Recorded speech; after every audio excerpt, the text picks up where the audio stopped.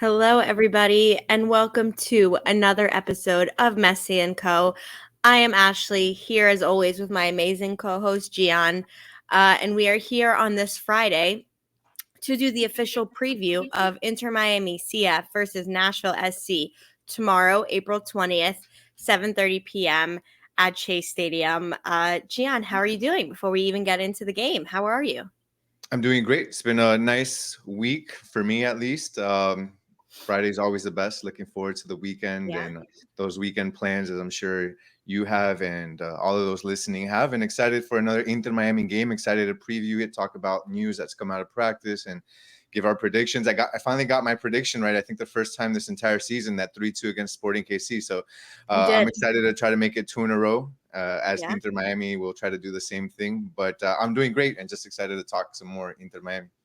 Me too. Yeah, 100% agreed. It's been a pretty quiet, calm week, all things considered. Obviously there are a few injuries and people coming back that we will talk about in a little, but as far as with the Messi and with the big sort of headlines that normally associate Inter Miami, been a pretty quiet week. He's been training as normal. I think, we got a big win obviously on Saturday, which helps calm everyone's nerves and has everyone be sort of easygoing. So yeah, it's been a good week, and we have a really exciting game tomorrow night, a really fun game, an important game for Inter Miami as it relates to the MLS season versus what has now become in a very short time one of our biggest rivals that I'm excited to talk about. But, before we get into the game itself, of course, we have team updates and news. There's been a couple open training sessions this week that, we've seen.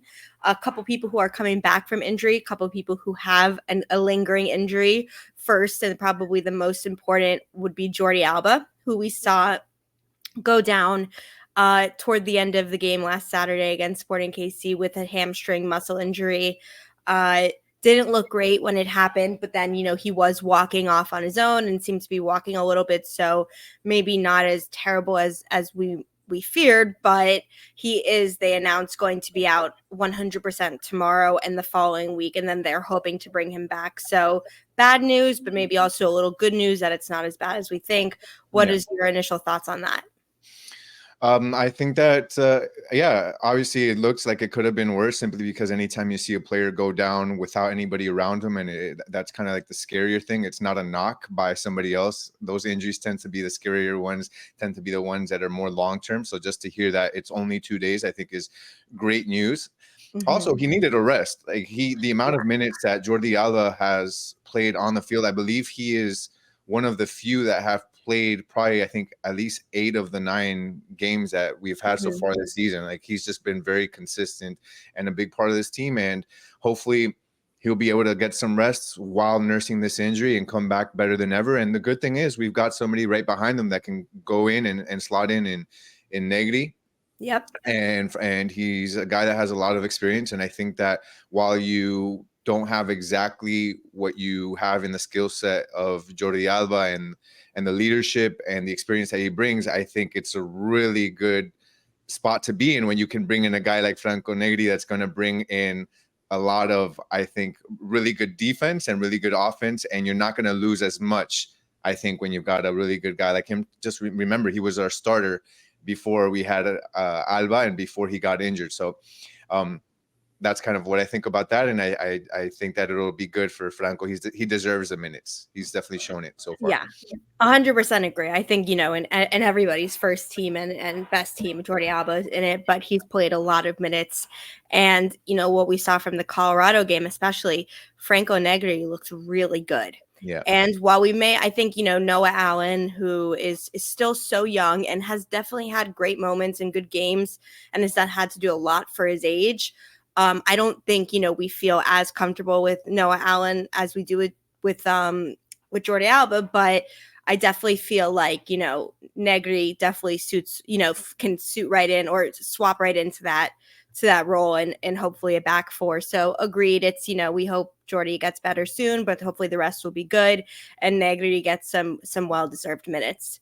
A few other people who are coming back potentially from injury who have been doing a lot of work this week has been Robbie Taylor and Leo Campana, which is good because, we were Campana specifically, we really didn't know the timetable with his injury. Robert Taylor, we were told, was only going to be, 10 to 14 days. So he's kind of where we expected him to be, maybe. Campana, we didn't know. And so to know that he hopefully will be available tomorrow, I think is really good because Luis Suarez really shouldn't have to play 90 minutes every single game. And it's good to have some more options.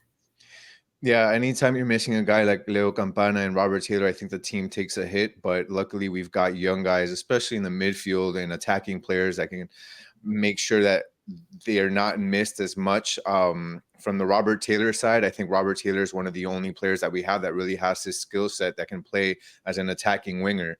Yeah. And when you miss a guy like that, and then you don't have Farias out for the season with that ACL injury, that's where you can kind of things can kind of become a bit more difficult, because that will sometimes then necessitate Suarez or especially Messi to come down more into the midfield and try to make more playmaking than really just being able to focus being up top and attacking and waiting to get the ball. But then you've got guys like Diego Gomez and hopefully Kremaski, where again they're not wingers, but they can definitely push the ball forward and get those passes into our attackers in Luis and Messi. And then as far as Campana is concerned, that's a guy that's had a lack of minutes this season, but when he's been on the field, he's definitely shown his ability to contribute on the offense. He scored a few goals for Inter Miami.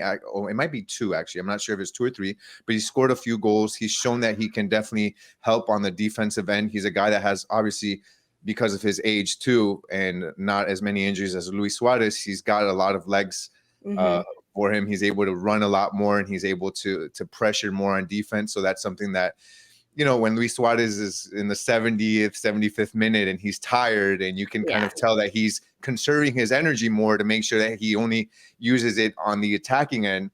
That's where a guy like Campana can come in, slot in, and be able to still give you that attacking ability, but also be able to help on the defensive end and bring in the energy. So those guys are sorely missed. Anytime that you can have them back on the field, that's definitely a plus for Inter Miami. But as we go into this next game, I think that Miami still does have enough to, with the other players that are that they can surround Messi and Suarez with, to come out with a good result. But hopefully, agreed. Yeah. Agreed. I mean, I doubt either of them would start tomorrow, but maybe, you may be able to get some bench minutes out of one of them. Maybe, hopefully, we'll see. But to your point, the people who we luckily have not heard anything from this week, Leo Messi, Busquets, Kremaski, Gomez, no words on them, as normal. So I expect to see all of them be pretty impactful in the game tomorrow. So to your point, they're weapons that we need, and especially with as many games as we have this season, we need them back in the rotation, and we need them being able to give good minutes. But yeah, so I think, a couple others here and there, but I think those are kind of like the main stories as it comes to personnel, which leads us to, the actual preview of the game, which is the tale of the tape between Inter Miami CF and Nashville. And, just to start off, look, we have a lot of history with this team already. We were both started in the same year in 2020 with the expansion, or I guess technically it's 2019 we started, but with the expansion, we both started the same year. We've had to play them so in a couple already incredibly important matches for our club's history. We obviously played them in the Leagues Cup final, which we won. We played them in the round of 16 of this year's CONCACAF Champions Cup, which we won. But every game we've played against them has been difficult and tough and intense. And, they're definitely one of our Eastern rivals, and so I look forward to this game like any other, where I think it's good to keep building the history between our two clubs.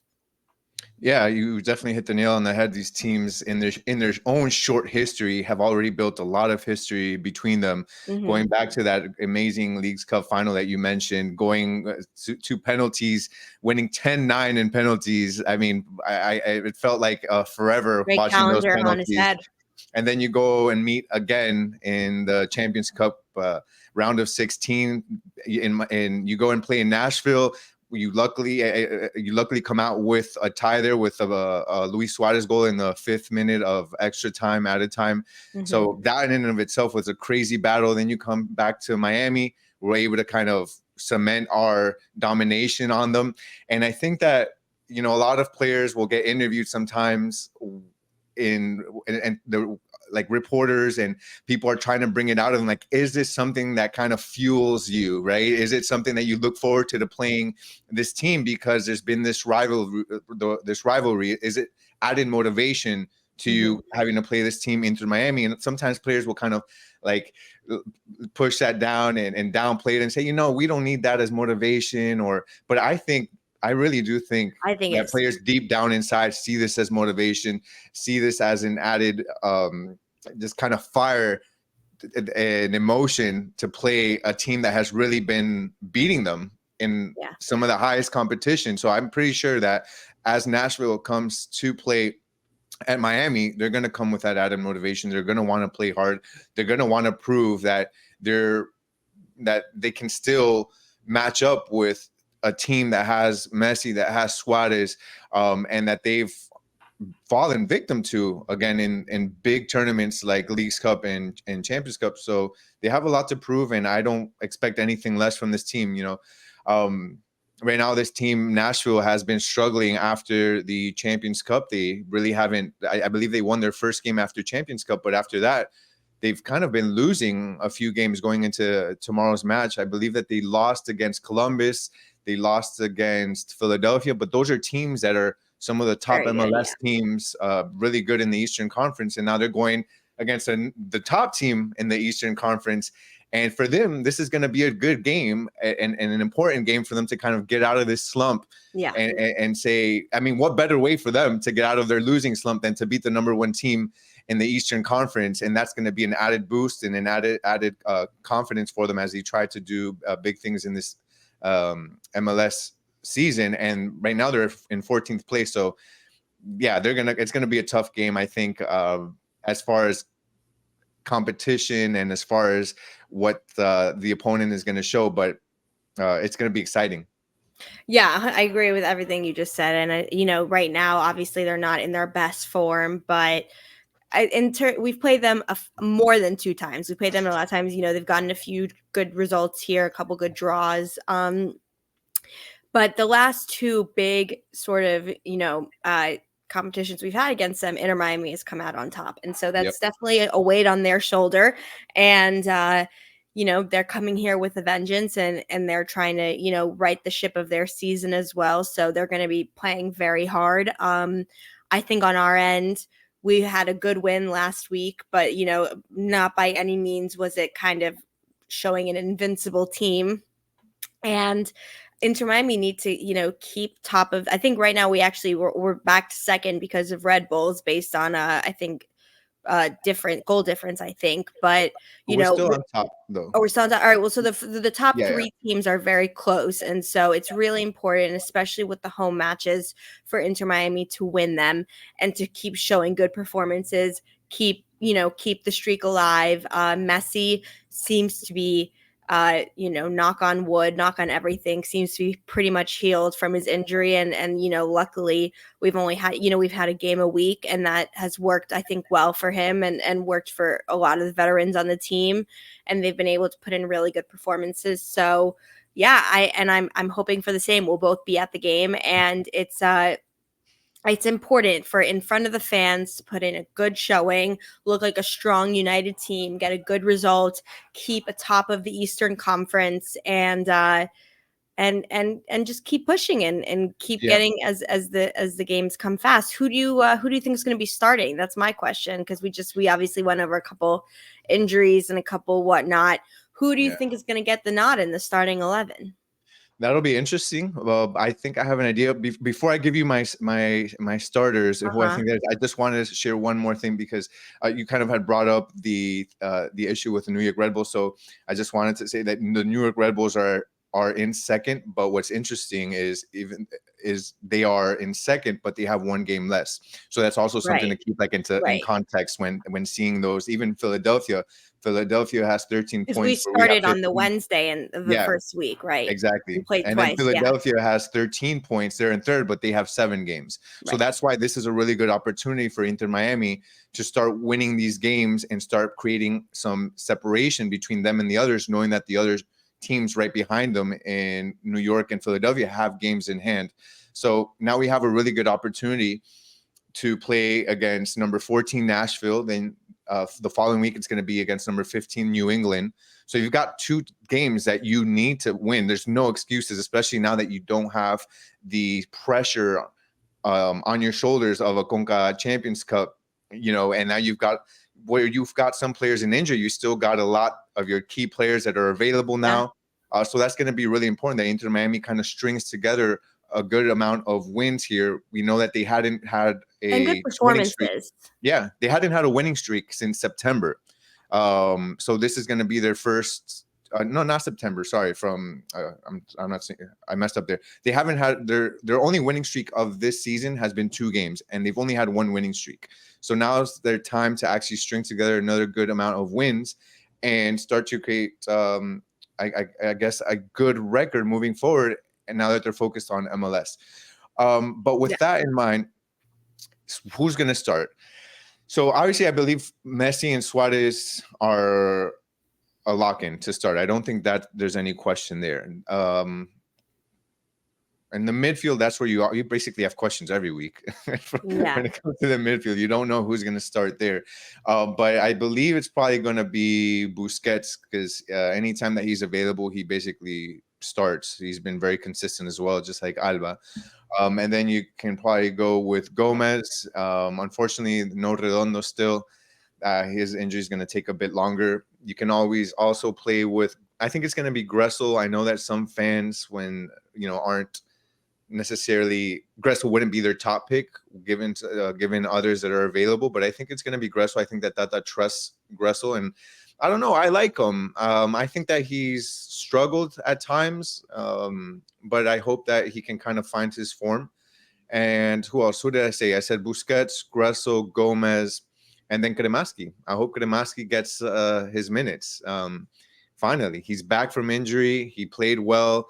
It'll be good to have him and his playmaking abilities, but I think that that'll probably be the 4 in the middle. And then as far as the defense is concerned, you're not going to have Alba, so it's going to be Negri, and then you'll have the other regulars, which will just be Freire, Aviles, and Chelo, and then Calendar. But I think it'll be a really competitive team. They have no excuses really to lose tomorrow. It should be a win, and if there isn't a win tomorrow, and especially if you add that to not a win in New England next week, then there are going to be some big questions in regards to Tata. Tata has no excuse right now. He's got to win the next 2 games. Agreed. I completely agree that these are really important games. We need to put our best team. I think for the midfield, I actually think Ruiz is going to get a start as opposed to, I think it's going to be Ruiz and either Gressel or Kremaski. I don't think it's going to be Gressel and Kremaski because I think then they needed a little bit more defensive minded to go with Busquets because of the 4-4-2. In my opinion, I think that I'm hoping Gressel can get the rest, because it's I agree. I think Gressel has been very up and down, but he I don't think he's done anything in particular that would warrant him not being able to play and to start, because he puts in good effort. He spaces well. He's starting to get good chemistry with, Messi and with Suarez, but he's played almost every minute of the season. And so, I think Kremaski, it'd be nice for Kremaski to start and for Gressel to get the rest, and midfield 4 be Gomez, Busquets, Kremaski and Ruiz or something like that. But yeah, I think you'll see I think you'll see a defensive minded midfielder to play alongside with Busquets for the most part. Or at least that's what I'm hoping for. So it's just a little bit more balanced. I think we both agree that if Robert Taylor isn't healthy and available, we're going to see the 4-4-2. I don't think we're going to see the 4-3-3 until we have 100% a winger, a left winger ready to go. So we're pretty close. I mean, we'll see. Like we always say, the midfield is pretty much up for grabs every week. Last game was interesting because I remember you had spoken about a possible 4-3-3, but it would be Gomez as the third one up top. And it was interesting because it was, so on defense, it was a 4-4-2. On offense, it was a 4-3-3 with Gomez up front. But it's a different strategy than when Robert Taylor is, because Robert Taylor is would Right. play on the wing. In this case, when Gomez plays as the third up top, he plays more on the interior. So Yeah. that's the difference between Yeah, there. and I So think to your point, that's what it will be. It'll be yeah, defensively a 4-4-2, and then you'll see Gomez moving up a lot in the left wing spot when they're on offense, like or on the left side. So yeah, I think yeah. that's going to be the same tactics. I think it'll be, as we're talking about who will be available for Inter Miami, I think it's also important to kind of give a few insights on Nashville. You know, Nashville's got some really good attacking players, and some of the guys that they'll be without are Tyler Boyd. They'll also be without Walker Zimmerman, who are recuperating from both from knee injuries. They still have Walker Zimmerman, U.S. men's national team defender. exactly. Yeah, they're without him. They're without Randall Leal, who's been out since October, and they're also without Shaq Moore, who Another continues U.S. to men's be national team dealing with player. Yeah. injuries. But if we really look at a possible lineup that they can come out with, we've seen guys that have given us issues, have given Inter Miami issues in the past, and are very dangerous players. Like obviously, Hani Mukhtar is one that's going to be available and MLS playing. MVP previously. Exactly. Sam Surridge is going to Sam be Surridge. available. You've Played got for my team where I went to school in England, Bournemouth. yeah, Fun exactly. fact. And then and then So you've I've got known Sam Surridge for like 6 or 7 years, more than any MLS fan has known about Sam Surridge. I've known about Sam Surridge. I that's couldn't funny. believe when I saw his name last year for the Leagues Cup final. I remember seeing it and I'm like, is that the same one? That must be pretty cool though. That must be It pretty was cool, cool yeah. to see somebody that you followed before they Yeah. became a bigger name and that sort of thing. I think that's a neat thing to kind of experience. Yeah, he was in the And then game actually when Bournemouth went yeah, back from the championship to the Premier League a few years ago. I remember it was really cool. and then you've got Scheffelberg that we know has given us Balled out on issues, us. Yeah, has had balled out on 2 us. bangers. Yeah, so he'll be available, and then you've got some of the regulars like Godoy and Yearwood and that sort of thing. But they're definitely going to have a very competitive squad as they face Mhm. us. And again, to what we just mentioned, they've got a lot of guys that have given us issues in the past, and it's going to be important for this Inter Miami defense to make sure that they close those spaces on defense. But more importantly, I think that a lot of the issues that we've had on defense going back to a few of our games has all started in the midfield. That we've seen the midfield kind of not Break down necessarily defense. break down those plays, and a lot of times our defense ends up having a lot of one-on-ones again, and we know that our defense we have to be cognizant of the fact that our defenders aren't the best on World one-on-one. beaters, We, right? we we we know that, like, we understand that, and you as a coach, as fans, you need to understand and just come to grips with the weaknesses you have as a team, and then use the strengths that you have on other blocks and other levels of the field to cover that up. And that's why it's going to be really important with such a really good attacking team and players on Nashville to have our midfield really be at the top of their game. Yeah. But I think that that's something important for us to know and remember as we kind of move into the next segment, which is Yeah, exactly. It's a great transition because that is to your point. We know on Nashville they have a couple absolute superstars on that team, mainly Hani Mukhtar, amazing, Sam Surridge, fantastic forward. Yeah, it's going to be and Jacob Schaffelberg, who really did, to his credit, in a very high intensity moment home again, his fans playing against Messi, Suarez, Busquets, Alba, had some bangers and yeah. deserved the credit he got. So yeah, it should be a good competitive game. But with that being said, I still give it to Inter Miami. So our predictions for tomorrow, we said who we think our starting lineups are going to be, with maybe 1 or 2 tweaks in the midfields, but the formation, the expected main players, I think we feel pretty confident in that. With the only 1 game a week, shouldn't see too many heavy rotations, which is good. Helps with consistency, etc. Obviously no Jordi Alba, but excited to see Negri start. But who's going to win? That's what matters most, in sports. That's what we come for. We come for the results. So since you went first last time and were right, it's only fair that I Finally. go first this time so that I can be right. And with that said, I think it's actually the same prediction I gave last time. I think it's going to be 2-1 Inter Miami. I Okay. think it's going to be toward the second half, it's going to be 1-1. I don't know who's going to score first, in all honesty. I really don't. But I think we'll score twice. And I think we will win the game. It will be close, though. It will be tense. It's going to be probably a lot of it is going to be defensive.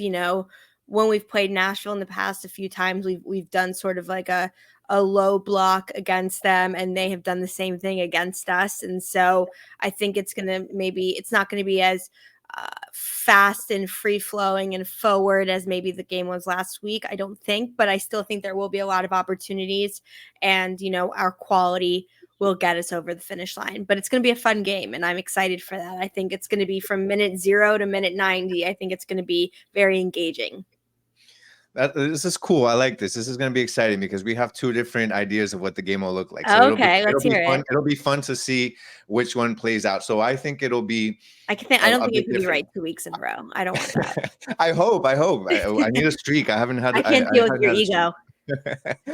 So how I think it'll play out. I don't think Inter Miami is going to be defensive. I think it'll be. If I remember correctly, the way Nashville has played previously is they'll give us possession of the ball. They'll wait for us to mess up and then counterattack. I believe that's how they found some success in scoring against us. So I think that they'll probably mimic the same thing. They'll probably just it'll be like Miami 60% possession to 40% or even 65-35, something like that. So I don't think that Inter Miami is going to play defensive because they are looking at their opponent and seeing an opponent that just got scored on 5-0 by LAFC, a team that has not been doing well over the last few games. A team that, low in confidence, a team that they've dominated as of late, a team that's in 14th place. And they have no reason to play a low block and to play very defensive. So I think that we'll see. Have you met our coach? Yes. So that's notice I said they have no reason to. There's a difference between they won't. Right. Yeah. I've definitely been. I hope you're right. I really do hope you're right. It's much more fun when we're super, super offensive. Yeah. I don't think it'll be 100% one way or the other. Let me put it that way. I think the game will have some ebbs and flows. Yeah. So I think that again, that's what it'll be. It'll Miami possession and just Nashville looking to counterattack. That's why it'll be really important for Inter Miami to take care of the ball, which is something that we've noticed they've had issues in the past with giving goals away. We've seen players like Busquets do that, players like Gomez do that, players like Chelo Wengan do that as of recent. So it's going to be really important for them to take care of the ball because Nashville's going to be looking to capitalize on that. And with the players that they have, they might be unforgiving. So just that'll kind of be like the game I'm looking towards. And then as far as goals, it's going to be hard for me to say that Nashville's going to not score. So I can't really do that 0 score line simply because I'm looking at the games that they've played at, and they typically score 2 goals. It looks like 1 or 2 goals. They've only have 1 game as of recent where they didn't score, which was against LAFC, where they were a man down. So I'm going to go with 1 goal for Nashville on this one. And then for Inter Miami, I think they're just going to do the same thing that they did against Sporting KC, and I can see 3 goals for them. So we're basically doing if it's not broke, don't fix it. Yeah. We both do the same thing every week, and then we just sometimes we're right, sometimes we're wrong. It's basically a Russian roulette here with the scores, but I'm going. I got 3-1 last time. I got it right. I'm going 3-1 on this one. 3-1 this time, yeah. Yeah. And I really think it's going to be a good game. I don't think it's weird because you think 3-1 domination, but I think that it's not going to feel. It's going to be a 10. It won't feel because I feel like it'll be a 3-1 with Nashville scaring us at times, and we've seen those types of games before. So yeah, I'm excited for that, and I think it'll be a really good game. Agreed. And, as soccer fans, but not, Inter Miami fans, I think we'd love every game to be like that early game against Orlando where we just absolutely dominate. Like, yeah, that's super fun. But as sports fans, when games are close and they're 2, good teams competing, intense, game, I think that's super fun to watch. So, but we both agree it's going to be a good game. We both have Inter Miami on top. It's shocking. And so we're really excited. Let us know what you think in the comments. If you agree with either of our score lines, if you agree with our starting 11, maybe who you'd like to see starting instead. but we're excited, and we will both be there. We'll have live commentary and news and all that exciting stuff, content, and we're really excited.